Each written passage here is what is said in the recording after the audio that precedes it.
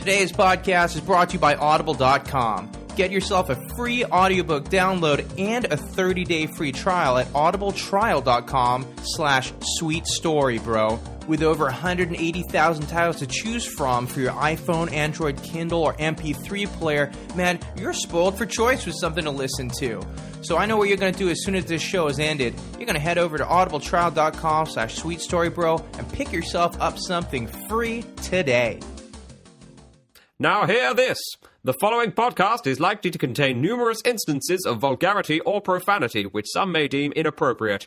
If you're of an overly sensitive disposition, stop listening now.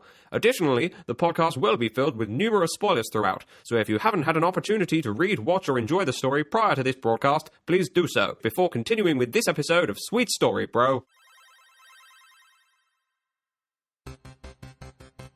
Get ready for action! 3, 2, 1, fight!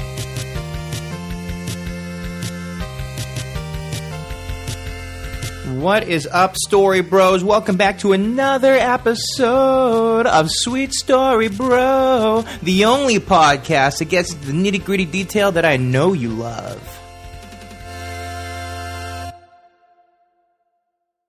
To quote Daniel Bryan, yes, yes, yes, yes, yes. It's time for another episode of Sweet Story Bro, your favorite bi-weekly podcast that rips apart stories in order to figure out, hey, what makes it tick, what makes it good, what makes it bad perhaps, and most importantly, is this story officially too sweet or officially just not sweet enough? But I don't need to tell you, man. You're a subscriber. You already know this. But for those that this is their first episode, hello, welcome aboard the story train. So good to have you. Welcome aboard. Make sure you subscribe for the future so you never miss an episode, man. So, just as a little FYI, just this moment, I booked myself and my fine lady, my lovely girlfriend, tickets to go see Kevin Smith at a Q&A coupled with a screening of his new movie Yoga Hosers. This is happening at the Prince Charles Cinema. Now, I'm recording ahead of time, so that is, at this point in time, next week. By the time this episode comes out, it would have been a week ago. Time is weird like that. Right now, I am not drinking coffee, as is per usual for the podcast when I record. I am being fueled by Monster Rehab right now, and I used to be practically sponsored by Monster when I was doing my old podcast with one of my buddies, Nick, when we used to do a podcast called The Totally Random, but like random than dumb because we talked about dumb shit. Random podcast. I tell you what, man, that show still holds up because what we would do is find random stupid stories from around the internet and then share them with each other in order to try and make each other laugh. So even though the episodes are older now, well, the content is still good because the stories are still random. We experienced them new together. We would find a funny headline, something that just grabbed our attention, not read the article, and then read it through at the same time. It was a great concept, a fun show to do. You can still find that on the iTunes store as well if you wanted to check it out. But thank you so much for downloading this episode of this current podcast, the long-running now series of Sweet Story Bro. I hope you enjoyed the last show on Guardian Devil by, well, Kevin Smith himself, the guy I'll be seeing next week. Another thing I need to stress right now, I am just one guy. I'm just one man. This is just my opinion on how I take this stuff, and a whole lot of factors go into that. What I think is a good story, what I think is a bad story. You may or may not agree, and that's fine. If you do agree, awesome. If you don't agree, that's also awesome. Let me know. Reach out to me on Twitter, Facebook, YouTube, whatever happens to be, even email. Sweet Story Bro. Hit the website, sweetstorybro.com. Hit up the website to find all the links for Twitter, Facebook, everything you need for the show all in one place, and that includes Amazon links for all your purchasing needs. So if you want to buy something and you're going to go to Amazon, wait, pump the brake a little bit. Don't just go to Amazon.com. Head over to sweetstorybro.com, click on the Amazon link at the top. Why? You are not being charged any more, my friend. No. You are not being charged any more. You will be charged the same exact price as through Amazon.com, but your purchase will then kick back a small percentage to me, the small podcast owner, in order to help create new content. Any sort of percentage, any sort of money made from this stuff goes directly into the show. Better equipment, server costs, website maintenance, all these things cost moolah. But hey, that's the way of the world, man. So, as with usual with the intro, what have I been up to? You know, how's Temporary doing? I'm going to be honest here, and it's a depressing honesty because of what I revealed last week with, I know there was a little bit of an opening and, you know, just sharing a little bit about myself with you guys and where I'm at with my head and stuff. Incidentally, the blood test came back good. There's nothing wrong with my bloods. And I wrote about that on writestevewrite.com. So if you want to know my thoughts on that, the worry that comes with it, check out that blog post, okay? Still kind of been reeling with a bunch of that stuff, though, and honestly, there's so little to report on the Temporary front. Though with the submission materials, the query letter, things like that, I'm pretty sure those are 100% done now. I'm just getting opinion on them once more from a couple of close friends I trust their opinion on. They wouldn't mollycoddle me. They would tell me if something was absolutely bullshit. I'm waiting for their feedback on it, and once I've got that okay, I am sending it away. It's time to stop faffing about. I'm going to be clicking send. Clicking send. I mean, there was an interesting conversation I had with a woman at my jiu-jitsu class. She used to work as a psychoanalyst, and this was without me knowing as we had this conversation. And, you know, we were having this convo, and it turned to why I feel the fear about it and things like that. It was really interesting. I felt I should have paid her for the services rendered that day because minor breakthroughs and whatnot through conversation. And just like with anything, if you're going through something, always try and talk to someone, man. You know, don't internalize. Internalizing is the worst thing you can do because if you're like me, you can internalize and then beat yourself up. And if there's anyone better at beating themselves up, it's no one, man. It's me. I'm the best at beating myself up and critiquing myself and making myself feel bad. No matter what anyone else could try and do, I'm my own worst enemy. But talking about it tempers that, man. And you should do it too. So if you are suffering through anything, don't suffer alone. Go talk to someone, a friend, a loved one, a family member, whoever it happens to be. Just get a little something off your chest, man. Okay? So why this story? You guys know how the intro works. We've hit that time now. Why did I choose this story, High Rise? But more specifically, not the book itself by JG Ballard. No. Even though I am very curious by the source material. This is the movie by Ben Wheatley and written by I believe it's his partner, Amy Jump, and is their take on this on this book that they've turned into a movie. I heard a lot of really good things about this flick through Empire magazine, all the stuff I was reading online. Everybody seemed very, very excited about it. The concept was one that was very interesting to me, you know, in terms of class conflict and things like that, but all situated directly within a powder keg of a high rise, where it's literally represented by levels, you know, the lower class on low levels, higher class on the upper levels, you know. Some might call that a thinly veiled analogy in the sense that it's incredibly on the nose and right in your face. And you know what? That's fine. I don't disagree with that opinion, but does that mean it's a bad analogy? Not necessarily. No, my friend. What we have to do is go on this journey together to find out if it's good or bad and why. But yeah, I heard a lot of good things about this show. I heard a lot of good things about this movie through that. And I think what clinched my interest in wanting to see it really badly was I attended the Empire live podcast for their 200th episode, which was actually recorded at the Prince Charles Cinema in London, just off of Leicester Square. That was a fun thing to go to. Really cool to see other podcasters do what they do. Obviously, Empire Podcast is probably one of the number one movie podcasts in the world, given their spread and inbuilt audience. And that's awesome for them, man. Well done, well deserved. And it was a fun night, but Ben Wheatley actually happened to be one of the guests there, and the way he was promoting the movie and talking about it kind of captivated me and grabbed my attention and made me very interested to know not only about the story of High Rise, but their take on it. Because he was very insistent about how much they wanted to keep it true to the source material. Unfortunately, I don't have this to make reference to because I myself am not familiar with the source material, but I can still judge this story for what it is as a movie. Maybe one day I'll go read the source material. Then I'll be able to give you a versus episode. High Rise the book versus High Rise the movie and look at the pros and cons in both. Hey, who knows? The future is long. And yet, at the exact same time, no pun intended, you know, segueing in, time goes so fast now for me, dude. You know, like, I'm a month away at this point in time of recording for my birthday, and it's not slowing down. It's not slowing down. But this podcast is not about that. I'm not here to bemoan about life, although the intro always does have a little personal flair, which I hope you enjoy, just to get to know me a little bit better. So let's start with the movie. Let's jump into High Rise, talking about batshit crazy. Let's see how we go from a solid society, a utopian project, and how it will crumble amongst the residents that believe in the concept so strongly. The movie opens naturally with the credit sequence, production offices, things like that. You know, the production titles, they come up. But all throughout, we're accompanied with the sound of gulls during the production credits, which helps to potentially set a location. That was one of the initial notes I wrote. Because is this by the sea with gulls being there?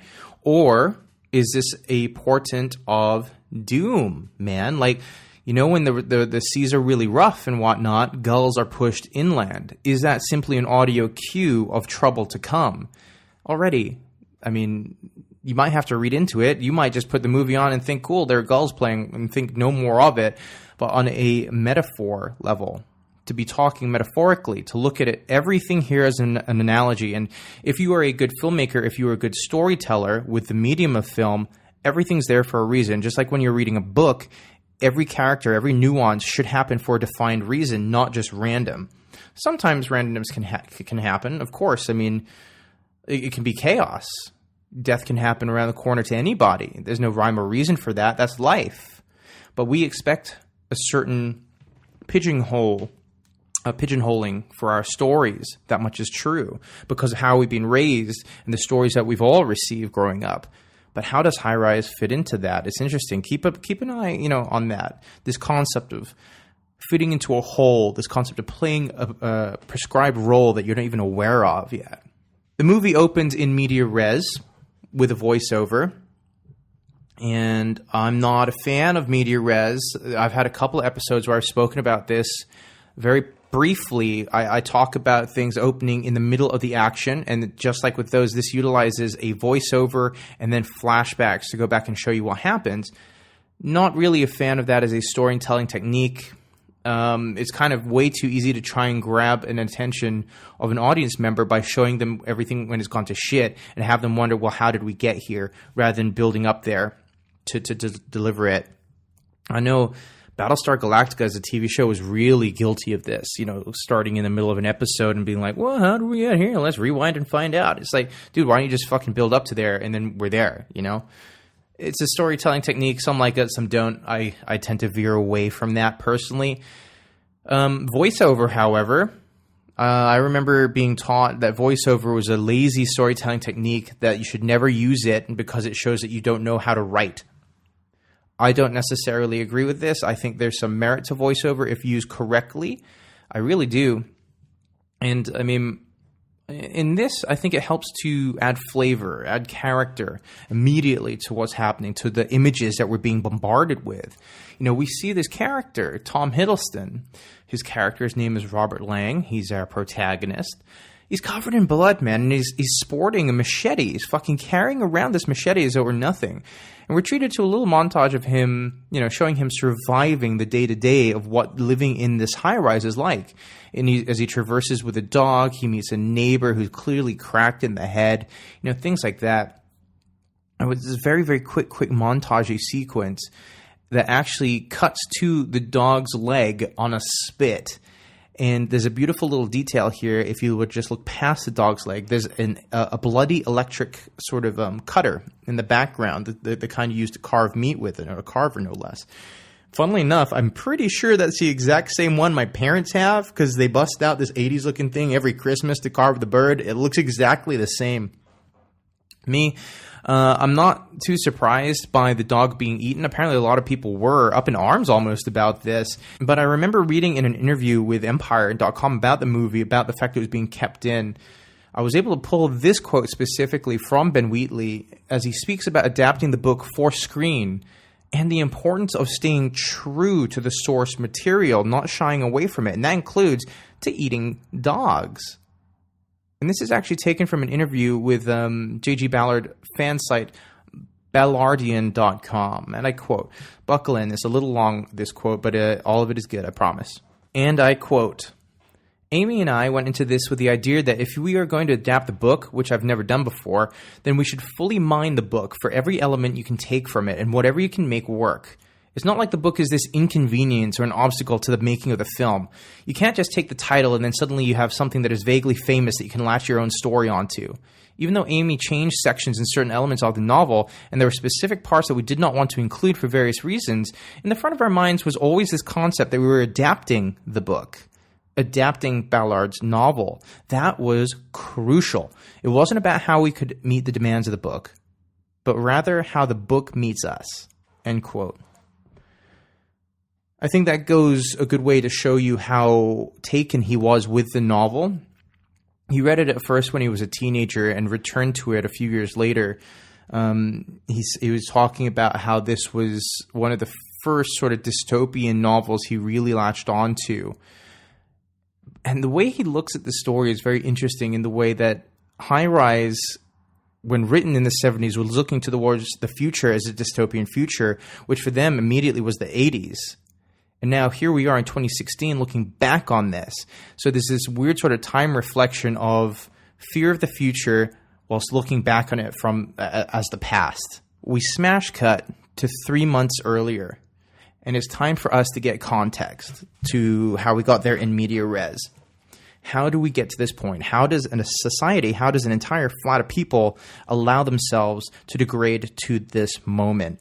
And it's interesting because I'll let you know something, guys. Secret. Here in the home studio apartment, this room that I call my office, surrounded as I am by a Nathan Drake Sackboy figure, a Mario and Luigi figure, my camera, a monster can, and everything like that. This is where I wrote my book, in this very office. I live in flats. It's certainly not a high rise, but what's weird about this is he knows his neighbors way better than I know any of mine. I've had a bunch of new people move in recently. One of them has a kid, and God bless him, the kid cries a lot at night and stuff like that, and they fight and whatnot, and the floor is not exactly thick. So you hear it, and embarrassingly, if me and Thea were to have a little bit of powwow, I'm sure they heard it too. You know, that's happened in the past, no doubt. But I don't know any of these people. Yet the people in the high-rise seem to all know each other. They have a greater sense of community than I have with the 6 neighbors I have here, which is kind of weird. I don't even know any of their names. I've taken to nicknaming them in order to associate them with something that I knew. And most of them, like, for example, downstairs, there's an older dude called, I don't know his real name, I just told you. We call him Turtle Man because the way he walked, he kind of hunched up like a turtle a little bit. But he's long gone. I don't know where he's at now. Hopefully he's A-okay, just in a home somewhere. I do not know. But back on track, how did we get to this point in the story? What in their past? Only 3 months. 3 months they were fine when the high-rise was new. Everything is clean, sleek, and 70s modern, as new and cutting edge as everything was in the 70s at that point in time. I took this from an interview with TheGuardian.com, and again, it's Ben Wheatley talking. Just as an aside here, for those that have listened to the podcast for a little while, you'll know that I tried to do my best to get the best research done for you to pull these really interesting quotes to add context and flavor to the story. A greater understanding as to why the storytellers and the writers made the decisions that they did. Ben Wheatley is the director. Amy Jump is the writer. However, through my research, I discovered that Amy Jump does not agree with doing press. She wants the work to speak solely for itself. And so because of that, I have Ben Wheatley to lean on for the quotes about the movie. That's why I pull a lot. Everything I got here is from Ben. Nothing is from Amy unless it's Ben speaking for Amy. If that makes sense. But anyway, this is taken from TheGuardian.com. And I quote, "What Jeremy," that's Jeremy Thomas, the producer of the movie, just as a quick aside, liked about our approach was that we were going back to the book and to the 70s to make it period, which no one had done before. If you're trying to develop a film of High Rise in 1978, it makes sense to set it further in the future, because the book is probably set in 82 or 83. But then that thinking goes on, and eventually you get too far away from the book, and more importantly, from the technology.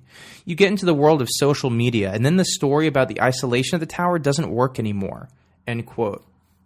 And there's a really good point, actually, because one thing that's hammered home time and time again is, why don't people just leave? Why aren't people knowing about the issues that are going on here? Why isn't this being reported about? Somebody does mention this at one point in the story, as we'll see, where there's no police that show up despite the mass hysteria that's happening within this complex.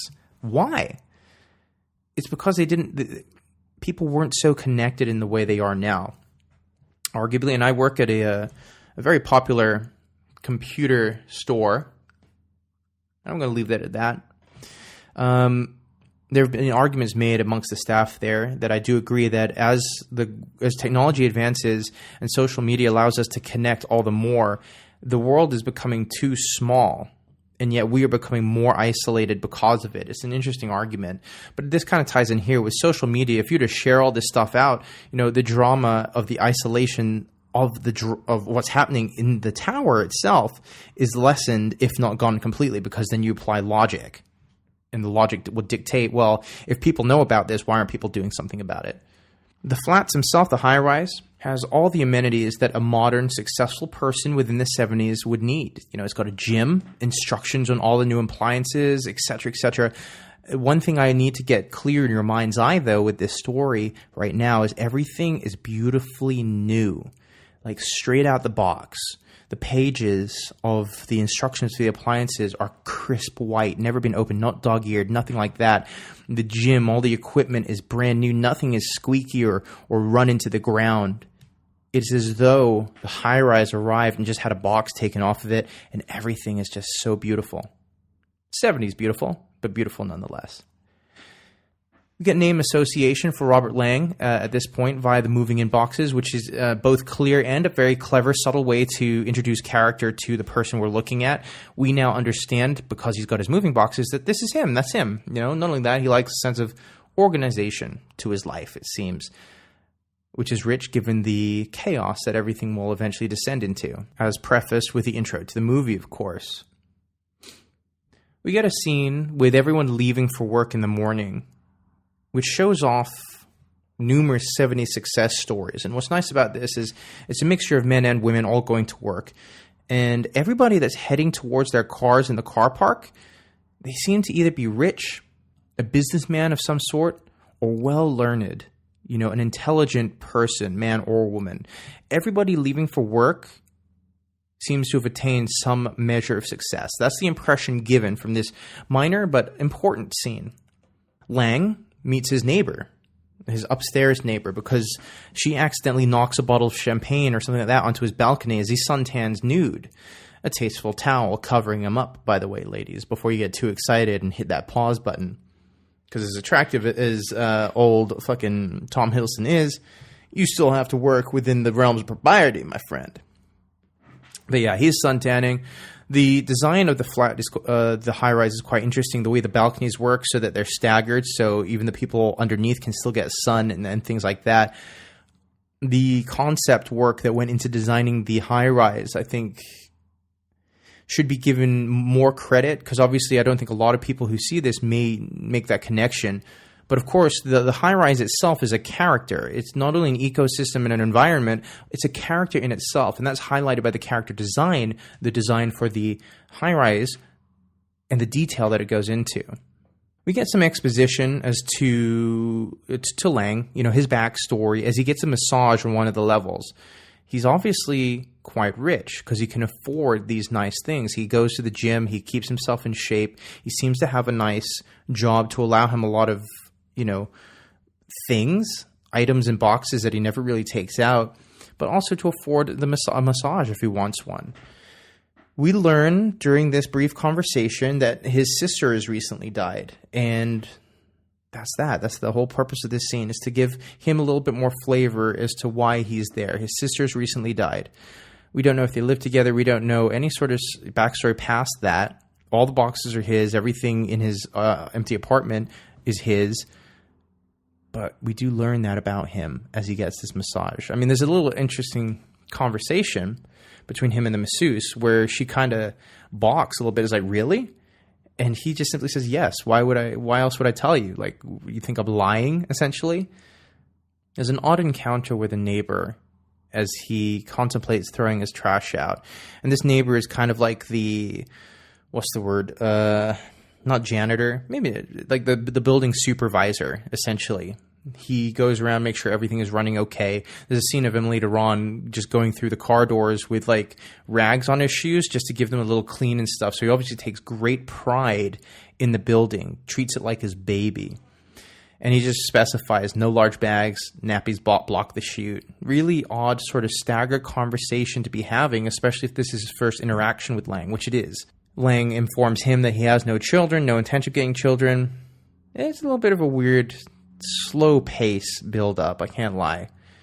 But then this next scene picks it up slightly, because we get a lot of really good detail about him as a character during this, the kinds of things that he can put up with. It turns out Laing is a doctor, and he teaches a young class. There are only 3 people in his class, including an obnoxious dickhead called Monroe. More on him later.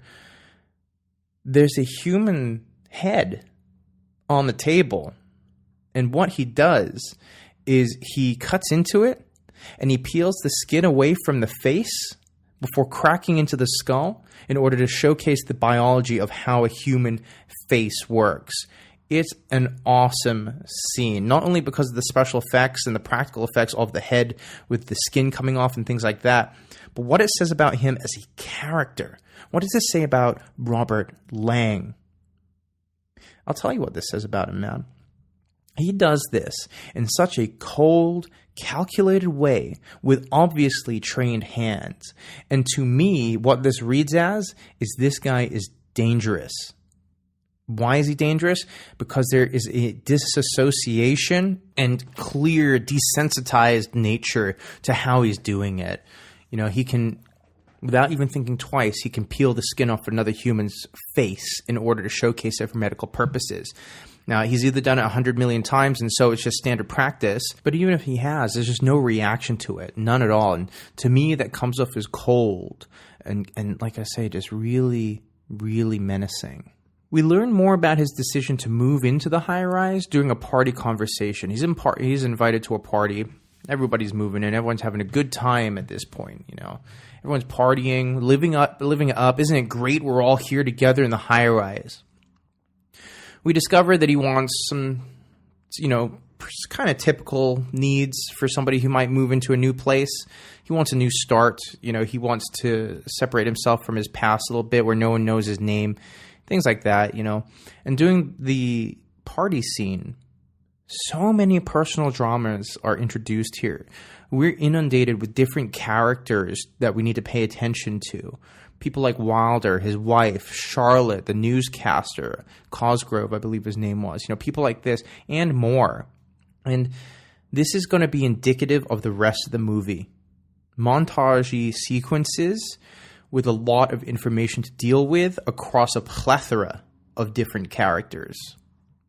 The woman that Laing is talking to as he's divulging this information, she is actually the wife of a character called Wilder, who we'll meet soon.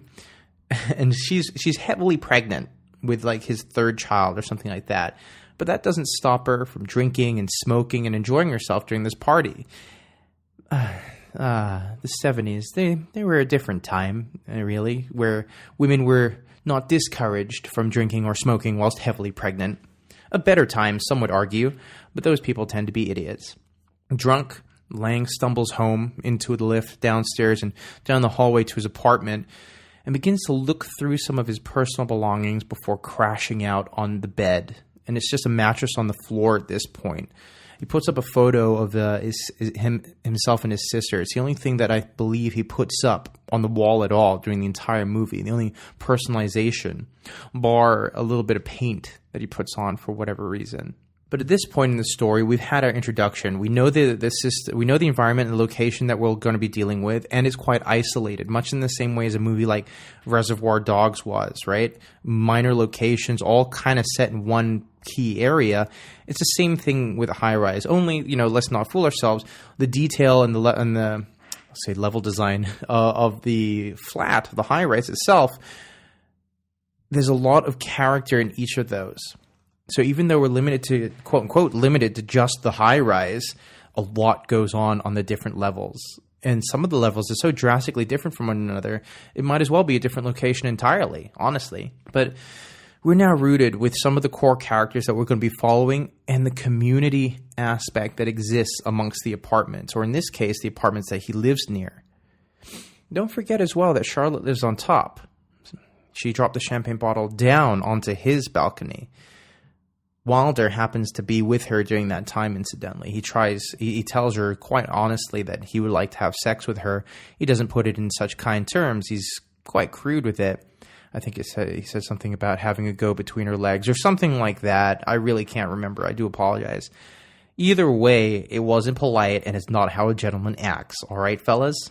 Take notes. Ladies, don't ever let a guy talk to you like that. The next scene, and arguably the beginning of the second act, begins with Charlotte pulling Laing to the swimming pool in order to go for a swim with them. It's not long, though, before he gets pulled away from the pool in order to meet some high-rise bigwig. Somebody sent down in order to bring him to meet this guy. Honestly, Laing didn't seem like he wanted to swim anyway. He was just happy to kind of be there. And this is going to be a really interesting, controversial, and frustrating aspect to his character. It's his passivity. You'll see as we go over the course of the story that Robert Laing is not the most active protagonist you could encounter. And I think that this has really affected how a lot of people look at this movie. The person that wants to meet him is actually the architect of the building. The entire thing, the high-rise designer lives within his own ecosystem at the very top, of course, and he's got a very on-the-nose name. This character's name is Royal. Laing exits the elevator onto a terrace. It's a beautiful, large garden that surrounds him. Greenery that you would not see from the rest of the high-rise, of the block of flats. In fact, it's so starkly different, as I alluded to earlier, he might as well be on an entirely different plane. He could be out in a field somewhere, not on top of a high-rise. It's a world away from the rest of the flats. It's a self-contained universe that they're dealing within. And he approaches, of all things, and this just highlights the separation between the haves and the have-nots, he approaches a cottage, a beautiful, old, rustic, oldie Englishy cottage, and he meets the man himself, Royal, inside. They have an interaction as Laing and Royal discuss, a couple of things. He was very interested in meeting him as the new doctor, but it's not long before Laing is dismissed almost by him. And on his way out, he has a very interesting interaction with Royal's wife as she struggles with what I believe is a security system. Ironic, again, given the inevitability of their situation. Royal wanted to meet Laing as he's the new doctor. Not only is he a new doctor, but he's a new doctor within his world, his universe. He was very clear. Laing is a person to know, it seems. An up-and-comer, a mover, a shaker. If he's going to be an influence maker, then Royal wants to have his fingers dug into his shoulder already. He wants him to be a royal man and nothing more, nothing else. Laing, on his way out, observes a piece of art within their dining room on a large wall that he believed to be in a museum. Obviously, it's not. Something that Royal's wife almost relishes in telling him with a condescending tone, as she somehow looks down her nose while sticking it up at him. This is a nice development of power and wealth within their society. Again, the haves and the have-nots. Royal is so rich, he's able to afford and hang and display a piece of art that belongs in a museum, that Laing was under the assumption was in a museum. That's how rich Royal is. That's how serious he can get. Not only that, however, but that's how intelligent Laing is as well, is that he's able to look at a piece of art and recognize it for what it is, and also be under the assumption that it's in a museum at all. Not everyone could do that. You could be hanging in an original Monet or Vincent van Gogh, and not everybody would come into your house and see that and know it, So this works twofold in developing two lots of characters very well, I think. Laing and Charlotte have dinner together in her flat, and it's not long before they're having sex on the apartment, with her playing almost with literal fire as she gets dangled over the side. It's a sexual thrill, a deviant twist, to have sex whilst your life is in danger, hanging over the side. She's a dangerous girl to know, man. She's twisted. She's got kinks to her that I think Laing would do better to stay away from. I mean, this is how twisted it gets. Charlotte attempts to get him to talk about his sister as he pounds on her, man. Like, they are having sex. He is thrusting into her, and all she's trying to do is engage him in conversation about his sister. It's a little bit weird. It's a little bit disconcerting. Is she doing this because she wants to, or is she doing this for information? Her kid walks in on them, forcing them to abruptly stop, as he talks about not wanting to go to school and things like this and all the things that kids hate. We then cut to a scene where Robert Laing goes shopping on the 15th floor market. Truly a self-contained universe to be able to have a supermarket right then and there within the block of flats. I mean, where I grew up, right? I grew up in flats as well, incidentally. A true high-rise. I think it was like 30 floors or something like that. But at the very, very bottom of it was a tiny little supermarket, which made it really easy if you needed to pick something up just for a quick dinner or something like that, if you forgot ingredients and needed to buy them very quickly. This is something different, though, and I think it's telling that, in theory, the way I read this, the supermarket exists as a midway point, a forced point of mutual interest where the rich and the quote-unquote poor, the lower class, are forced to interact because everybody needs food. This is, of course, assuming the rich simply don't have butlers or whatever or help to do it for them, which, in all honesty, I could kind of believe in within this universe that they've written here. Some obnoxious woman goes through the aisles looking at food and playing music from her wrist, from a little speaker system. Kind of like the dickheads on the bus, if you happen to ever ride the bus. I don't really get the bus anymore, but I know that those dudes exist. They do it on the train, too. Like, they'll buy it. This is what I don't get. This is a really quick real-life aside. I don't get these kids, these teenagers, and hell, some fucking adults, too, that have a great phone, like a really expensive phone, playing their shit music out of it. Like, if you can afford that phone, I would have thought you'd be able to afford a pair of headphones, too. Not only that, but maybe some nice ones. Even the earpods that come with an iPhone sound pretty fucking good. Use those. To play music out loud on a bus or a mode of public transportation the way that some people do is just purposefully obnoxious. It's so frustrating. It is so annoying to have to deal with anybody like that because it's just so socially rude to the point that boggles the mind. Like, how can you not see that what you're doing is so discourteous and rude and ignoring everyone around you? I don't get that. I mean, if you've had an experience like that, let me know, because I would love to hear your stories about having to deal with these idiots, honestly. Do reach out to me at sweetstorybro on Twitter, man.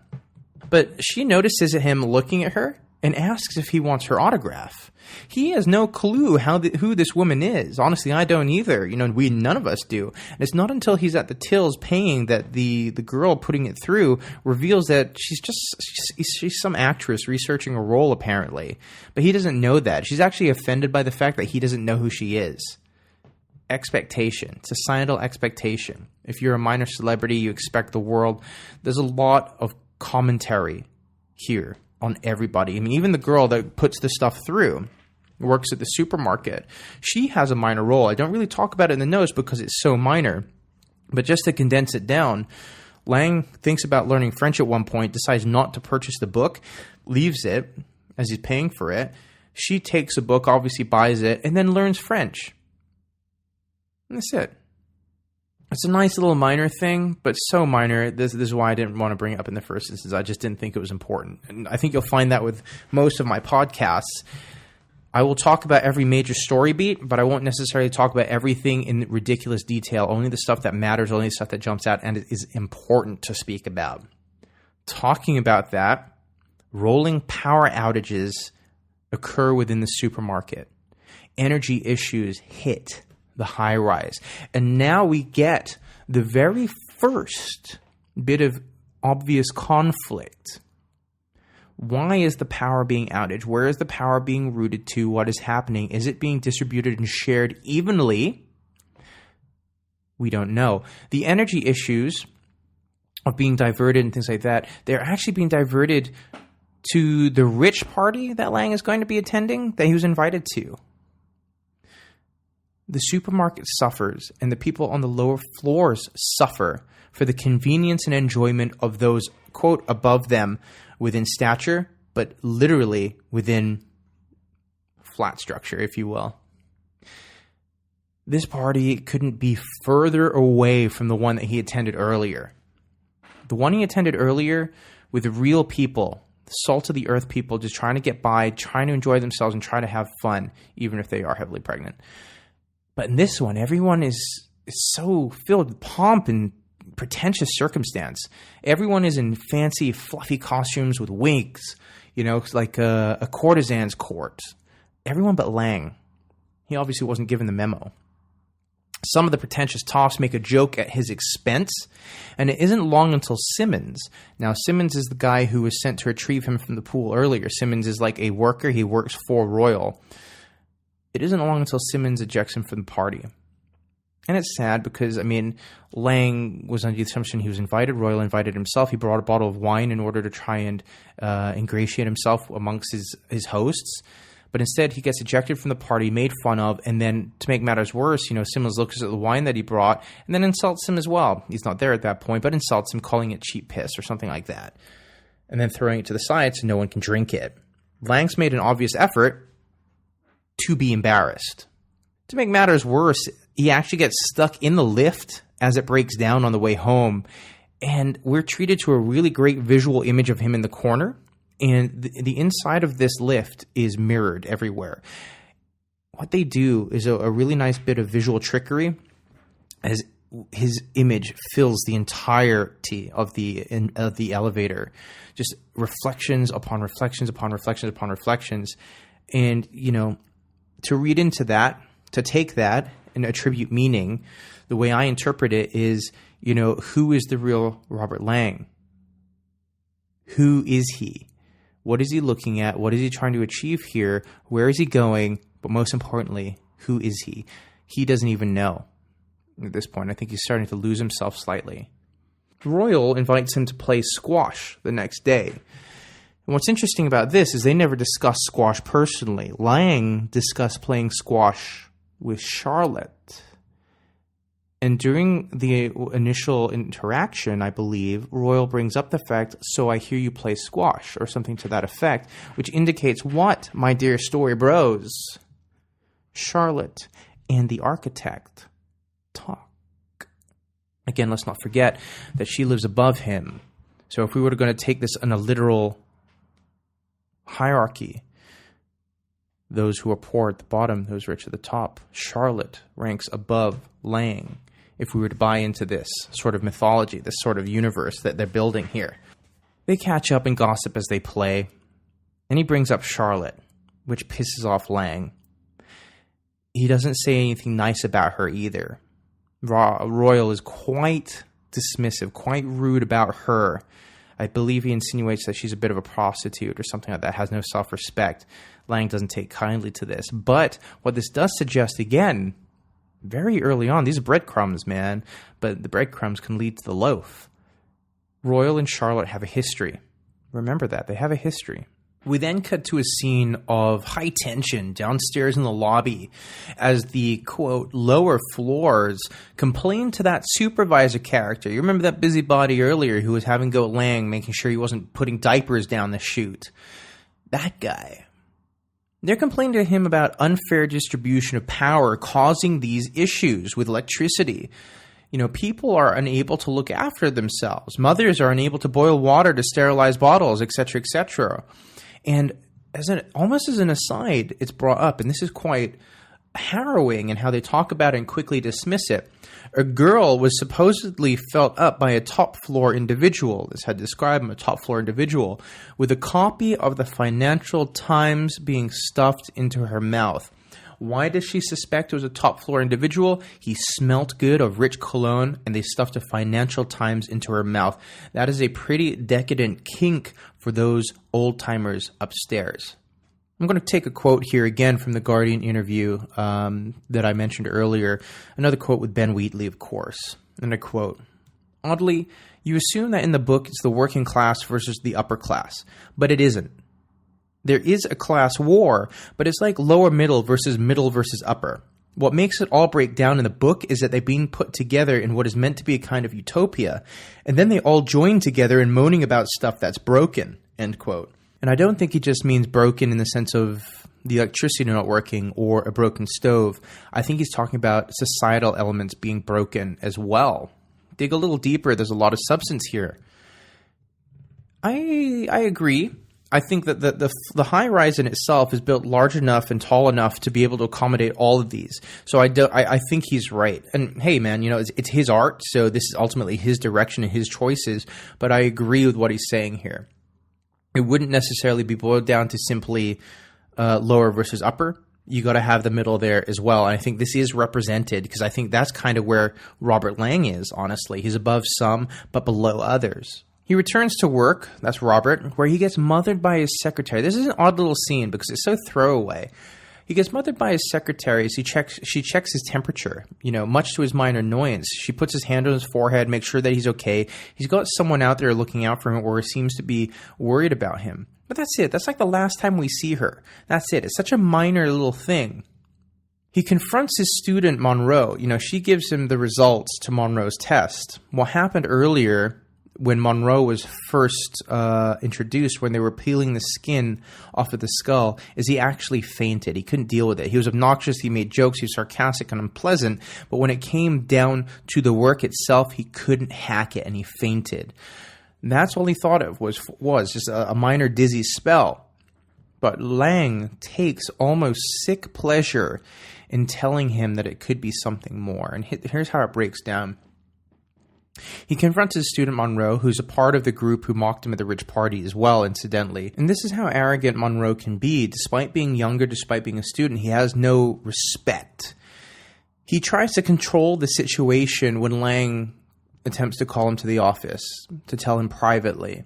He's with two girls, he's trying to show off, and he holds a finger up and he tells Robert quite curtly, "In a minute, Laing, last name, not first name, kind of disrespectful." The scan that they had him do after his fall has apparently alerted them to something, and they're kind of vague in what it is. Unless I missed this, I don't believe they tell you what it could be, but it's enough to shake him to his core and just kind of break him a little bit as a person. And again, I do think that Laing takes a little bit of pleasure out of telling him this because of what a shithead he actually is. We then cut to a kid's birthday party, which contrasts and juxtaposes itself quite nicely with the rich party from earlier, as well as Charlotte's own party from even earlier in the movie. The father to the kids, and this is Wilder. Wilder is a bit of a renegade. He's named somewhat appropriately, again, just like with Royal, almost on the nose. He works within TV. Cosgrove, the newscaster, they work together. I think Wilder's like a cameraman or a sound engineer or something like that. He claims to be working on a long-standing documentary, but nothing seems to be coming out of that.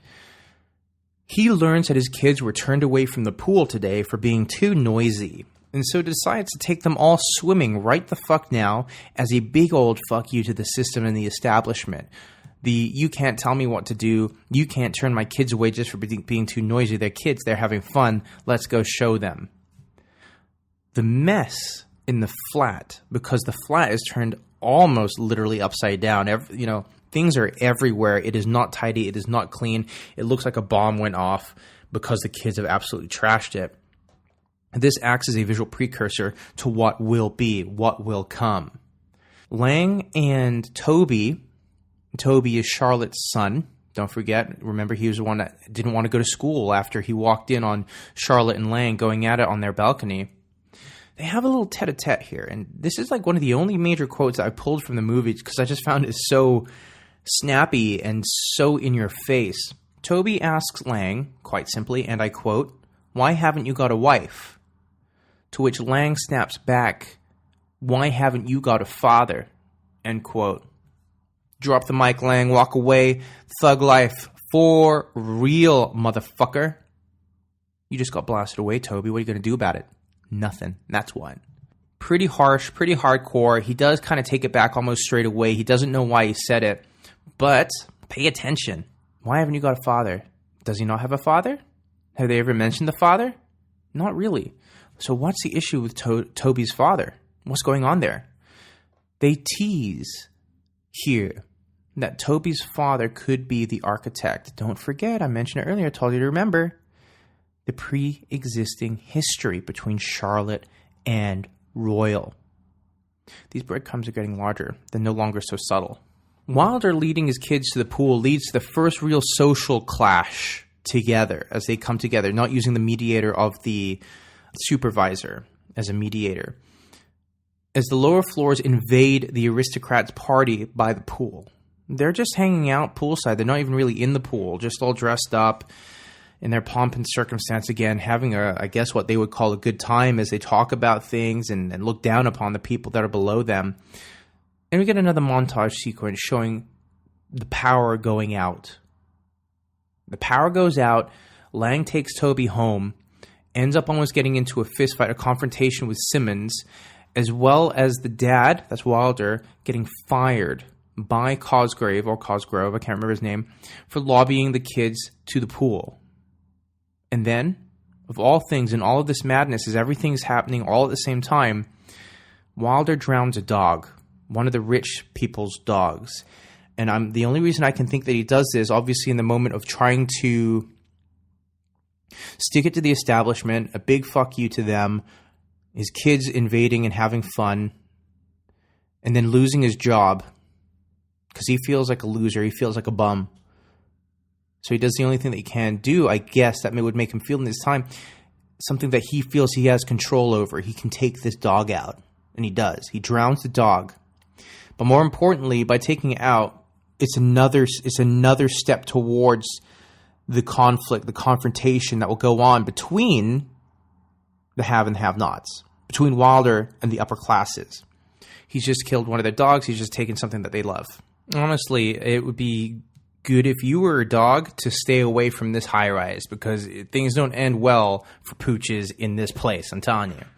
And here's a quote from Ben Wheatley speaking on the importance of social class friction within his movies. Now, this extends past High Rise. This kind of encapsulates all of his movies, but we're focusing specifically on how this applies to High Rise. And this is taken from an interview with a website called shocktillyouDrop.com. And I quote, "Well, I know there's a thing where people think that class is a particularly British obsession, but I think it's a global issue. Call it what it is, which is having money and not having money, success and failure. It's all part of the same bag of problems that humans have as a social group." He goes on to say, "It's what drives everything and what has always driven everything.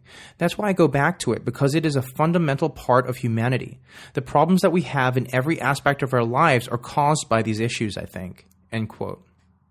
The haves, the have-nots, the rich, the not rich, success and failure. These are all key social elements that he loves to address in his movies. And I think that's why he was such a great fit for what this story wants to tell. The social class frictions between every social class that exists. The focus of the narrative now seems to shift slightly away from Laing. And honestly, it kind of feels like Wilder becomes the protagonist, as we are now following his story, which is certainly more engaging than Laing's up until this point. Wilder's on the edge. He's just lost his job after trying to do something. A big fuck you to the system. That's the status quo that he wants to shake up. He hates his position in life. He hates where he is within the flats. He wants to move. Their mindset is, if only we lived a few floors higher, everything would be better. If only our social situation, if only our monetary situation was slightly better, everything would be better. That's the mindset that they have. But he's on the edge now. He's killed a dog. He feels bad. He's guilt-ridden by that, but infuriated by the situation that life has led him to. This is life's fault, not his fault, I would imagine that he would think. He leaves his drugged-up wife sleeping and attends another flat party where he ends up doing a bunch of coke and starts a fight, actually punching out Simmons, who deserves it. Simmons is a bit of a dickhead, so I felt no sympathy for that. Laing is able to diffuse the aggression within him by, of all things, dancing with him. Like, he just starts dancing, and Wilder begins to dance as well. It's a weird, it is a bit odd. And we get another montage sequence as these characters' personal dramas all get ramped up together. And that's what's key here. They are all suffering from their own individual issues and difficulties. And yet, at the exact same time, the way the story is structured, they can all cross over. The tension between them that will head to a boiling point is really well handled. There's this sinister, simmering undertone where you know it's going to boil over at any point. Even without that prefacing introduction with the voiceover, so we saw the end result. If they had not done that, the buildup of tension would still be there. Heightened almost, really, to know that, oh, this is going to boil over at any point. Will it, without knowing that it does. Ben Wheatley has this to say on Robert Lang's inactiveness as a protagonist, and I do take an issue with this. This was taken from an interview with a website I used to frequent called nofilmschool.com. Now, No Film School asked this question. The protagonist occupies a very complex moral ground. He's our eyes and ears into this world. But he's not a very active character. How did you build out his psychology? Great question. Ben Wheatley responds with this, and I quote, I just think he works under the idea that he's always trying to be good and straight.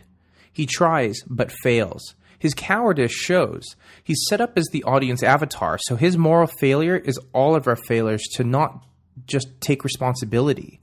You know, those little moments where we have to take a stand and we just don't. End quote. Interesting in how I can relate this to one of the major protagonist's motivations in Temporary. This concept of those little moments where we have to take a stand and we just don't. How some people do, some people don't. Kenny does, Robert Laing does not. And I think the issue here, as I say, is it causes major passivity issues for somebody who's meant to be main character. And that's just bolstered and put on, you know, it's held up through the dilemmas of all the other characters. But we're chopping and changing so fast amongst them that it's hard to really feel attached to a lot of them. You do, in a general sort of brushstroke way, but never in the same sort of way that if we had Robert Laing as a central protagonist in a sort of typical, stereotypical fashion. It's not the same. Monroe, you know Monroe, that brash, obnoxious rich kid, ends up flinging himself from the side of the building during this party, and he crashes in a sickening slow motion into the car far below. The way they filmed this, you can see the metal crumpling underneath the weight of his body as it hurtles towards the ground. And it's done very, very well. With his death and the heightened threat of the class war looming ever closer, we're about halfway during the story at this point. We get an obvious metaphor within the supermarket that we were at earlier as we dolly over some fresh fruit. And the fresh fruit is next to rotting fruit that, you know, starting to turn. And next to the rotting fruit is completely rotten fruit. You've got an entire spectrum of new life to decaying matter within this one shot. And I mean, it just goes to show a couple things: the state of people's emotional sense, the state of where they are intelligently, and importantly, you know, this idea, the analogy, one bad apple ruins the batch. Is that what's happening within this utopia? Is one or two or one, you know, an element, a gang, one gang is one element, the cause, the root cause for all of this? Or is there a lot more at play? It's just like life, man. You know, is where we're at politically, is that because of one decision or a whole bunch of decisions all coming into play at the same time? One thing I noticed during this, which I just found quite interesting, is everyone is constantly throwing things over the side of the building. You know, like cigarettes, coffee, etc. There's no concern for anyone below them. And again, if you want to tie that into this social class stigma, this social class element, the people above don't give a shit about the people below them because what's happening below them doesn't concern them. But if somebody were to drop coffee over the side of their top one and it land on them, well, all of a sudden it fucking matters. Think about that. Again, I mean, it's on the nose. It's obvious as a social comment, but it doesn't make it any less pertinent or true. It doesn't bother you until it happens to you. That's the concept that I think Ben Wheatley and Amy Jump are going for here, via JG Ballard's original novel, of course. Wilder bangs on Lang's door at this point, claiming to want to make a documentary about Monroe's death. This is the thing that's going to make him. For him, it's always the next thing. He's always got a grand idea that never gets fleshed out or done. You know, he's an ideas man, not necessarily one that goes through the practicality of getting it into a reality. But he throws out such an important question here, one that should resonate with the entire building. He questions how a person can fall from the 39th floor and not have a single police car turn up to investigate. Corruption, cover-up. That is what is being suggested here. Corruption, cover-up, as they continue to exist within their own little universe. The rich, high above them, in their supposed ivory towers, in their hungover stupor, determined to preserve items for themselves from the supermarket. They deserve them more because they are who they are, of course, and they want to make sure that they have them for their, quote, parties. Furthering this divide again between the haves and the have-nots, they feel entitled to the food. It is theirs by right. What right? By whose choice? Who knows? But they certainly seem to be under the impression that they just simply have the right stakes to it. They have it. They can claim it. It's theirs. We come back now to Wilder in his apartment with his wife, and I just, took a moment to really look around it as a location. Their apartment's actually pretty large. If you were to watch this movie, you'll see this.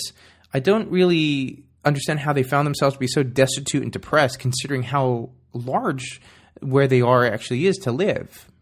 Maybe it's just the concept that the grass is always greener on the other side. It's this argument, again, that he postulated earlier. If only we were a few floors up, everything would be better. We wouldn't be in this situation. We'd have better friends. We'd have better clothes. We'd eat better food. We'd have better jobs. We'd have a better apartment. Everything would be better. Constantly striving for more. And there's nothing wrong with ambition. I do believe this. There's nothing wrong with ambition. That Slytherin, adage. But what there is something wrong with is the obsession with ambition. And there's a defined line between the two. This film, I felt this important to note at this point in time in the story as it's unfolding. This film features so many montage sequences that help to develop a sense of tension, of impending conflict, as people sink deeper into their quote-unquote slots. As Laing put it to the architect earlier when they were playing squash. That's how he describes people playing their roles that they've seemingly been lumbered with. And yet, rather than buck against what they're supposed to do, these people accept these given roles as God-given and fulfill them to the best of their ability. They don't question their position. They don't question why they're there or what floor they're on or why they should suffer. They accept it. I'm middle class. Okay, I'm lower middle class. Okay, that's where I'm at. I'm upper class. Good for me. That's where I'm at. Nobody questions anything. They just accept their slots. Everything falls apart. And we are where we are at the start, pretty much. Society, community, it's all broken down as Laing fights off two people over a pot of paint. Others just watch. This is where it's got to. Violence, multiple orgies, and the breakdown of societal norms and courtesies. All Laing wants to do is paint his apartment, it seems. And most interesting, when he had a tester pot of paint, like he was painting it this sort of like muted gray, he was trying to match the sky outside. And it's meant to be set in England, even though it's filmed in Northern Ireland. It's meant to be set in England, and England is primarily, unfortunately, gray. I know I don't sound it. I've mentioned this before, but I do live in southeast London. It is gray a lot of the time. So to want to paint the inside of your apartment the same sort of gray shows the mindset and the emotional state that Laing might be in or might be turning to. Small, but powerful character development. Especially when it explodes the way it does when they start fighting over fucking paint just because. But yeah, we lose all sense of society at this point. Everything's really starting to crumble and break down. Again, violence is every day. Orgies are just like the amount of sex that people have in this is crazy, and the amount they swap partners and things like that. I mean, I think at one point, Royal's wife comes off of a horse, gets on all fours, and asks who's going to fuck her in the ass or something like that. Hey, all right, man, whatever. But I think that's just meant to further represent like. There are no morals, there are no standards to hold themselves up to anymore. They are allowing themselves to be completely run by this hedonistic lifestyle they're fully subscribed to. The architect, in this instance, in this example, has lost control of the dream that this building was meant to represent. A perfect utopia, a perfect society. No more. He attempts to fire Simmons as Simmons is having a blowjob. You see the girl's head bobbing up and down, but is instead told that Simmons doesn't work for him. No. Simmons, quote, works for the building, end quote. And you remember earlier I was alluding to the building being a character in and of itself. This alone highlights that as well. It's a living, breathing thing. It's an ecosystem. It's a universe that they all happen to just dwell within. They don't go outside for their shopping. They don't leave for any reason. Everything exists. The beginning, middle, and end of their lives, of their universe, of their life cycles are within this high-rise, and that is it. Meanwhile, Laing has sex with a depressed pregnant lady. Kind of looks like he's doing her anally as well because of the way that it's shot, or just doggy. But like, yeah, we cut to that. So Laing is not... Laing can't hold his head high during any of this. He's just as bad as everybody else around him as he allows himself to be caught into this downward spiral of depression and societal breakdown. He doesn't care that he's just having sex with Wilder's wife. That doesn't bother him, let alone the fact that she's fucking pregnant. It doesn't bother him. The architect himself comes down from his high perch in order to survey the damage, the dissolution of his work, his grand scheme, his grand idea, and he sheds the clean whites that he wears. And this is key here, I think. It was a very clever little thing for him to do because he gets to move around incognito. He's in disguise. He's in camouflage. Blood dirties his undergarments. Whereas if he was in the pure white of his other clothes, he would have stood out like a sore thumb amongst the destitute nature of the rest of the flat. Just imagine a hallway completely covered in not actual crap, but like paper, broken bits of furniture, things like this. It's a mess. It's a mess, and it really heavily affects him. Wilder, who claims that he wants to make the documentary on him, on the architect, walks right past him at first. Him, the target of his documentary, and it's beautiful. It's a great moment because it highlights that Wilder has no idea what he's talking about or what he's doing. He wants to confront the architect over the breakdown of this high-rise, yet here he is talking to the architect, and he's got no idea who he is. Because all he has is a name, a concept, an ideal, an idea. He doesn't have a person or a face or a name to attribute it to outside of the architect. The blissful ignorance of the lower class, confronted by the upper class in disguise, confronted face to face and never knowing it. Cops finally show up, only to be turned away by Mr. Royal. They know him, they recognize his face, address him by name. So he probably has an in with the police. Cover-up? Furthers the idea of the cover-up with Monroe, doesn't it? Royal is desperate to not have his experiment, his failed experiment, be known to public. He perhaps naively believes that he can turn it around, that the experiment could still be made a success perhaps. And in order to do that, nobody from the outside can know what's happening on the inside. Closed doors, closed shutters, closed windows. You don't air your dirty laundry in public. And that's what he's trying to do. He's trying to control the situation. Even now, when everything's broken down and he has no control, he's trying desperately to hold on to it. Even if it means going down into the muck and the mire of the lower class.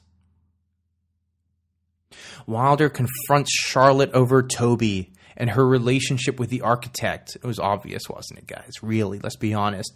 And in this scene, even though I don't believe they hit the nail directly on the head, it is made apparent that, yes, Toby is Royal's son. The history that exists between Charlotte and the architect has been prevalent and obvious throughout, and Toby was the result of this. That's why, despite her seemingly, she doesn't seem to have a job. She doesn't seem to be that intelligent. So why? Why is she above Laing? Why is she higher up that ladder? Because she's got an in with Royal, that's why. And a son by him to boot. The scene itself is quite uncomfortable here. Again, as Wilder confronts her over the son and the relationship with the architect, before he gets physical with her and drags her into Toby's room, of all of the rooms, to, we assume, rape her. It's all broken down. Wilder, earlier in the movie, longed to be between her legs, as he puts it. And now he forces himself between her legs. There's no good guys here. We have protagonists, but they're not good guys. The lowest point for every character, including the building itself, everything has gone to shit. Everything has fallen apart. Rotting fruit in the supermarkets, clashes in the hallways, tension building and building. It's spilling over, but it's still building. It could get worse. Who knows? But this is the lowest point for everyone involved. And that brings us to the end of Act 2 of High Rise. We hit the ground running with Act 3 as the rich above hold council and discuss Wilder's actions, ready to be judge, jury, and if need be, executioner to him, highlighting that he's, quote, raping people he shouldn't be raping, end quote. And the awful inference with this is what, Story Bros? That he can rape some people, but he's just choosing to rape the wrong people. Pretty twisted. It goes to show where they think they are untouchable, if you will. Simmons had the idea to get Laing to lobotomize Wilder as punishment, and this seems to be the thing that they want to go forward with. Cosgrove, the newsreader, the one I've made mention of before earlier, is accosted by the lower levels after Steele, one of the other characters within this movie, discovers the porn of his wife and Cosgrove having sex. This leads to revolt. This leads to an attempted uprising of the lower against the middle and the upper. Laing is able to track down Wilder and they talk. Of all things, Laing psychoanalyzes him as though this were a therapy session, taking notes as Wilder waxes lyrical lying down on a couch. Laing himself is sitting up and he appears to be taking notes, like I say. So it's odd the way they break it down. Still within this mess of what's happened, they fall into their roles. The doctor listens to the patient lies down on the couch, the doctor takes notes, and they talk about his feelings. Why? Because that's what they're expected to do within their roles. Laing does something now that I have on occasion done when I'm depressed. He deep cleans his apartment. Sometimes when I'm low and I want to try and achieve something or feel like I've done something, I clean the apartment as well. It tries to help clear my mind a little bit, if you will. Declutter by literally decluttering. And he's observed through the hole in his roof the entire time as he cleans his apartment, and he's put up all the paint, by the way, so it's looking spick and span, by Toby, the boy upstairs, the son of the architect. As he leaves, he is accosted and taken by Simmons and co., who try to get him to agree to this lobotomization idea. Royal makes the save as they're about to chuck him over the edge, telling them to stop, and for whatever reason, they still listen to him. Why? Because they're within their slots. Royal is above them. They must listen to Royal. Nobody questions the system. Nobody questions the hierarchy, even if they don't agree with it. Ben Wheatley has this to say again on Laing as a character, furthering this idea of him as a passive main character. And this is taken from the interview with Ballardian.com. And I quote, "We always wanted Laing to be someone observing events rather than initiating anything. He's a bystander, and although he does take part, he does not actively attempt to force an escalation of violence. The narrative really seems to offer up disappointment. We learn about these characters, and then their actions and reactions disappoint us," end quote. Because society can disappoint you. Because if you put the investment in, sometimes you don't get it out. But again, this is a really dangerous play, not one necessarily made by Ben Wheatley and Amy Jump themselves, because they're just reflecting what's in the book. But according to the reviews and according to the interviews that I've read for this movie, Laing in the book is very much a passive character as well. I just think that perhaps this would translate better within the novel than on the screen. Mrs. Wilder finally gives birth to her new baby, despite all the drink and the alcohol and the smoking and all the stuff that she's been doing and popping pills and drugging herself up. We still get this concept of new life, new beginnings, new hope within the high-rise, through it all, through everything. And the women of the high-rise come together. And it's a very powerful image. There's a scene, I believe, where she goes room for one more, and she comes in to what's essentially a group of women who have banded together, bonded through this issue. And they're the only ones that seem to be still clinging to the ideas of society. They're being nice to each other. They're being kind to one another. Women are solving the problems that the classes, and the class issues here, this doesn't break down to men against women, okay? It's not the men's fault that it's led to the class war. It's not solely the men. You have female characters amongst the aristocracy that help speed us along this problem, this route leading to this war on both sides. But it is women out of it, out of the muck, out of the mire, out of the mess, out of the chaos. It is the women and the children that come together to give hope for what could happen. Wilder has the ingenious idea to climb through the ventilation shaft in order to get to the very top of the high-rise, in order to finally confront Royal. With a gun in hand, incidentally, he was given this idea by the cleaner of Royal's flat, a lower-class worker, of course. What happens is Wilder forces his way into their house, confronts her because he knows that she worked for Royal, and demands the key. The key, in turn, that the worker gives to him is a gun. A loaded gun. With this gun in hand, Wilder shoots Royal in the gut before being swarmed by Royal's seeming menagerie of women. Again, the women circle around him. And what they do is they stab Wilder to death, all as Toby watches through his kaleidoscope. Twisted images of different colors, twisting and turning, but through it all, Wilder bleeding, stabbed to death. It'll have an effect on a kid, for sure. No doubt, man.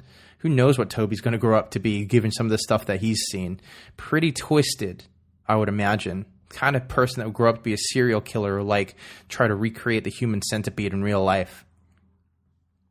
It's at this point, though, that we are given another voiceover. And it's with this assistance of the voiceover, performed by Laing once again, speaking about himself in the third person, we are back at the start of the movie. Madness has seemingly consumed him. But the mask that he wears is firmly affixed, as he claims that he was speaking to the building. Again, the building is a character. Everybody seems to accept this. I believe he's cracked. I believe he's gone slightly mad over everything that he's suffered through, as passive as he has been, because he's kind of tried to toe the line, ride the fence a little bit. Is he one way? Is he the other way? He could go either way. Despite the fact that from a society standpoint, one side of it has accepted him so much more than the other. The mocking, condescending upper class, if you can recall. Ben Wheatley has this to say on adapting the novel itself, and how Laing bucks against the Hollywood archetype. Remember, I did kind of mention this earlier about how it's difficult to get behind him because he doesn't subscribe to the ideals of what we expect in a typical movie. This is not a Hollywood movie. I know I said Hollywood here, but just a movie archetype in general, a quote-unquote hero, because this is not what he is. He is a passive, like Ben said it perfectly earlier, he's a passive avatar. We are meant to be witnessing everything that is happening through him. And this is taken from that website again, ballardian.com. And I quote, "What I liked about adapting the novel is that it forces you into a rhythm and a structure that I wouldn't normally think of. So, in traditional film storytelling terms, you have the 3-act structure, where the character realizes something in the second act and then survives and learns something by the end. But in High Rise, that is not really possible, as the novel is not structured like that at all. Laing simply does not act like a traditional Hollywood hero." End quote. In the movie itself, I mean, we end where we started. That in media res, we finally caught up. Everything has gone to shit. We are still existing within its own self-contained universe. The world outside does not know what has happened, as they are essentially living within the wastelands, floor 1 all the way to the top, whatever that happens to be. It's a difficult one. It really is.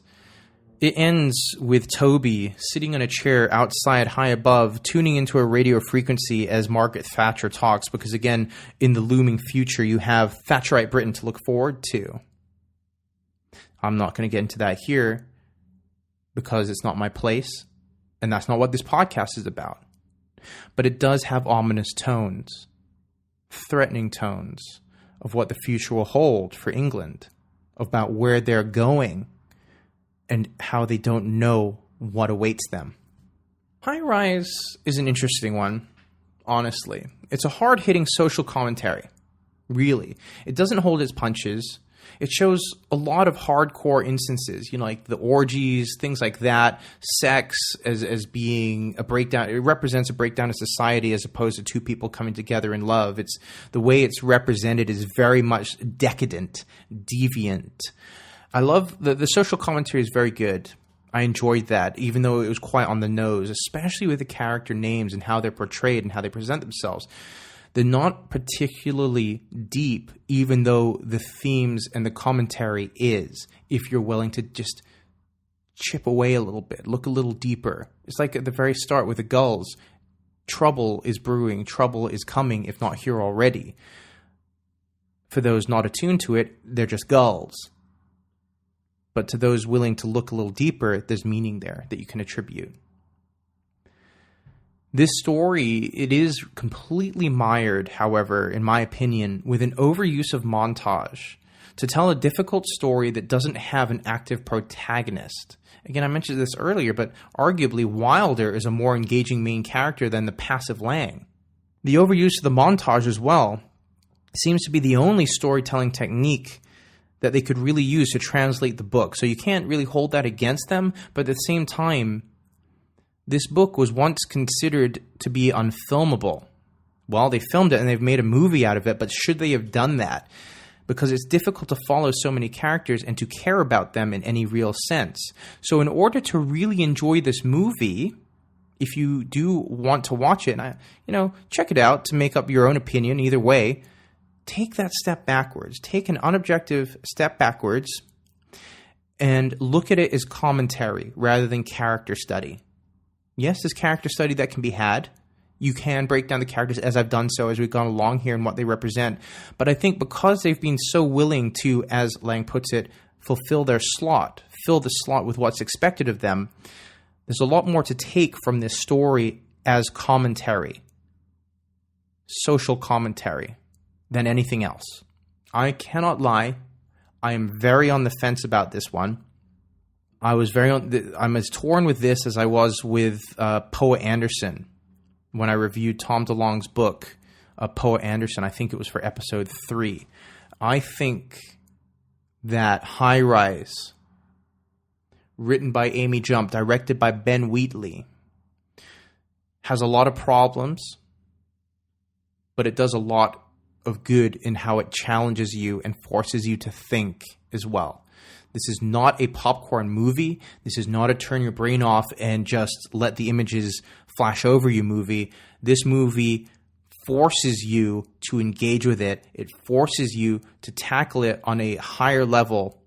You cannot just sleepwalk your way through this movie. You have to pay attention. You have to dig deeper. You have to be challenged. And it's because of this that High Rise is officially too sweet. But only just. And that's going to do it for this episode of Sweet Story Bro.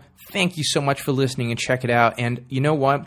Given how controversial this movie was, the book was as well, how torn I was and where I was going to fall on the spectrum of too sweet or just not sweet enough, if you have the opportunity to watch this movie, please, I beg you, let me know what you thought of it, because I would love to get your thoughts on this. Do you agree?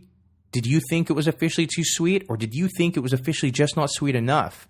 Were my points the thoughts that you had from it? And more importantly, did you have any points that I didn't bring up at all that maybe I didn't see? Let me know. It's the only way that I can learn from this story as well, because that is ultimately one of the points of this entire podcast, is to understand story better and the choices made within every story that we encounter together. But again, thank you for listening. Be sure to let me know what you think on Twitter, Facebook, YouTube, email, wherever you want. And, you know, if you want to check out this story like we talked about, why not purchase it via the Amazon links on sweetstorybro.com? It's no more expensive for you, and it kicks back a percentage to help the show, just like I mentioned at the top there. Buy High Rise the movie on DVD or Blu-ray, kick back a percentage, help the show so I can make more episodes and create more content. There is no bad in that, believe me. And if you liked this episode, or hell, fuck it, if you liked any of the episodes that I've done, and you want me to keep generating this content that you can enjoy for free every 2 weeks, why not leave a tip? A couple of bucks maybe, something like that, you know, less than a cup of coffee. Skip that muffin that week and pay a tip this week instead. You know, your waistline will thank you, and even more importantly, I will thank you all the more, because it helps the show exponentially. And it's so easy to do. Just hit up paypal.me/sweetstorybro. One more time, that's paypal.me/sweetstorybro. Leave as little as £1, leave as much as, I don't even fucking know, as much as you want. But every donation will help the show. It goes directly into the show. New equipment, website maintenance, server costs for the podcast hosting, whatever it happens to be, you're helping the show. And if I make enough, who knows, maybe I can do even more content for you. That's what I'd love to be able to do. And of course, if you got a story-loving friend, share this episode with them. Share this entire podcast with them. Do not let this be the best kept secret on YouTube. We have loads of 5-star ratings on iTunes. I hope yours is one of them. If not, what are you waiting for? It takes like 20 seconds to do, if that. Just go over there, pop in your password, leave a 5-star and some nice words. Maybe I'll give you a shout out on a future show. I would really appreciate it. Share the love, spread the conversation about these stories and these podcasts. So, until next time, be sure to keep your eyes on Twitter for the Monday Mention to know what the next story is going to be, giving you an opportunity to read, watch, and enjoy it. And please, I implore you, whatever you may get up to and however busy life can be, and believe me, I know this shit can get busy and time slips away in a way that you never thought it would, make some time to enjoy some stories. I'm out. If you enjoyed today's episode reviewing Ben Wheatley and Amy Jump's take on JG Ballard's novel High Rise, well, why not jump over to audibletrial.com/sweetstorybro. Over there, you can download yourself a free audiobook of your choice, as well as signing up for a free 30-day trial to give you the opportunity to check out their service. And guess what? If you head over to that website, audibletrial.com/sweetstorybro, you can download yourself a free audiobook version of the source novel that this movie, that this review is based on. Read and narrated by who? Motherfucking Loki himself, Tom Hiddleston. So don't delay, go grab your free audiobook today.